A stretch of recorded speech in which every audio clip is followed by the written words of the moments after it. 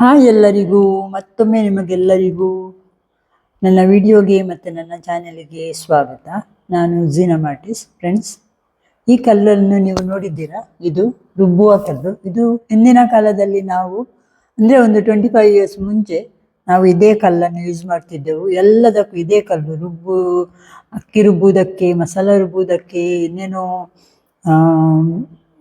ಕಾಳುಗಳನ್ನು ರುಬ್ಬಿ ಜ್ಯೂಸ್ ಮಾಡಲಿಕ್ಕೆ ಇದನ್ನೇ ನಾವು ಯೂಸ್ ಮಾಡ್ತಿದ್ವಿ. ಅಂದರೆ ಹೆಸರು ಕಾಳು ಜ್ಯೂಸ್ ಎಲ್ಲ ಇದರಲ್ಲೇ ಮಾಡೋದಿತ್ತು.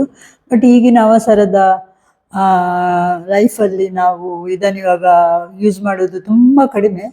ನಾನು ಎಣಿಸ್ತೇನೆ ಯಾರು ಯೂಸ್ ಮಾಡಲ್ವಾ ಅಂತ. ಈಗ ಮಿಕ್ಸರ್, ಗ್ರೈಂಡರ್ ಅಂತ ಎಲೆಕ್ಟ್ರಿಕ್ ಐಟಮ್ಸ್ ಇದೆ ಅಲ್ಲ, ಸೊ ಅದು ಇರುವುದರಿಂದ ನಾವು ಇದನ್ನು ಇವಾಗ ಯೂಸ್ ಮಾಡೋಲ್ಲ.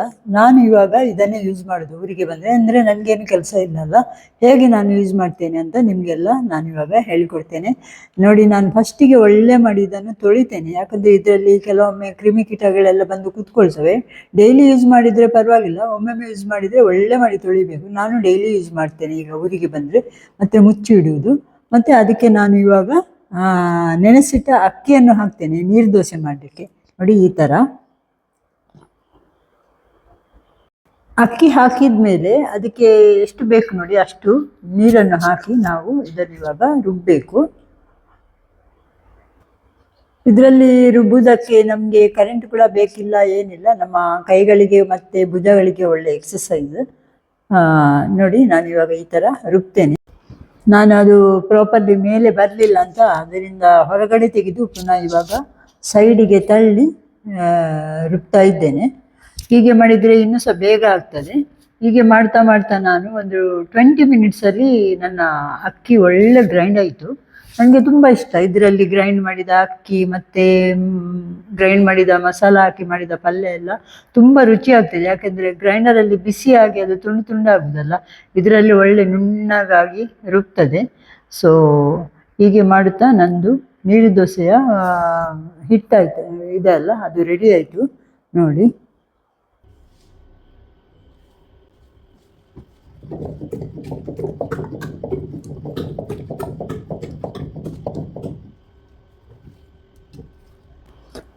ಈಗ ಇದನ್ನು ನಾವು ತೆಗೆಯುವ. ನೋಡಿ, ಈ ಥರ ಒಳ್ಳೆ ಮಾಡಿ ಕ್ಲೀನಾಗಿ ತೆಗೆಯುವ.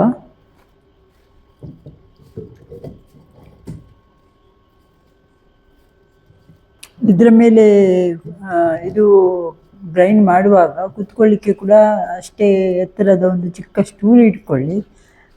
ಅದು ಕಲ್ಲಿನ ಎತ್ತರದ್ದೇ ಇದ್ದರೆ ತುಂಬ ಒಳ್ಳೆಯದು. ಇಲ್ಲಾಂದರೆ ನಿಮಗೆ ಸೊಂಟ ಬೆನ್ನು ಎಲ್ಲ ನೋವು ಬರ್ಬೋದು. ಈ ಥರ ಸ್ವಲ್ಪ ಅದೇ ಹೈಟ್ ಇದ್ದು ಒಂದು ಸ್ಟೂಲ್ ಇಟ್ಟು ನೀವು ಅದನ್ನು ಯೂಸ್ ಮಾಡ್ಬೋದು. ಯಾರಾದರೂ ಗ್ರೈಂಡ್ ಮಾಡುವುದಿದ್ರೆ, ನನ್ನ ಹಾಗೆ ಈಗ ಯಾರು ಮಾಡಲ್ಲ, ಯಾಕಂದರೆ ಈಗಿನ ಬ್ಯುಸಿ ಲೈಫಲ್ಲಿ ಇದೆಲ್ಲ ಸಾಧ್ಯ ಇಲ್ಲ ಮಾಡಲಿಕ್ಕೆ. ಬಟ್ ಇದರಲ್ಲಿ ಮಾಡಿದರೆ ತುಂಬ ಒಳ್ಳೆಯದು. ಒಳ್ಳೆ ಎಕ್ಸಸೈಸ್ ಕೂಡ, ಒಳ್ಳೆ ಟೇಸ್ಟ್ ಕೂಡ ಆಗುತ್ತೆ ಊಟ.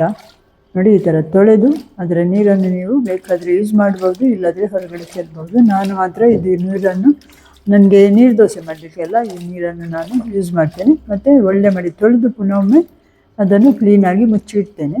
ನೋಡಿ, ಈ ಥರ. ಹೇಗಿದೆ ನನ್ನ ವಿಡಿಯೋ? ನಿಮಗೆಲ್ಲ ಇಷ್ಟ ಆಯಿತಾ ನನ್ನ ವಿಡಿಯೋ? ಈ ಥರ ಯಾರಾದರೂ ರುಬ್ಬಿದರೆ ಒಂದು ಕಮೆಂಟ್ ಹಾಕಿ. ವಿಡಿಯೋ ಇಷ್ಟ ಆದರೆ ಒಂದು ಲೈಕ್ ಕೊಡಿ. ಮತ್ತು ನೀವು ಸಬ್ಸ್ಕ್ರೈಬ್ ಮಾಡದೆ ಯಾರು ನೋಡ್ತಾ ಇದ್ದರೆ ನನ್ನ ಚಾನಲನ್ನು ಕೂಡ ಸಬ್ಸ್ಕ್ರೈಬ್ ಮಾಡಿ ಫ್ರೆಂಡ್ಸ್. ಥ್ಯಾಂಕ್ ಯು ಎಲ್ಲರಿಗೂ ನನ್ನ ವಿಡಿಯೋ ನೋಡಿದವರಿಗೆ. ನೋಡಿ, ನನ್ನ ಹಿಟ್ಟು ರೆಡಿ ಆಯಿತು. ಥ್ಯಾಂಕ್ ಯು ಎಲ್ಲರಿಗೂ ವಿಡಿಯೋ ನೋಡಿದವರಿಗೆ.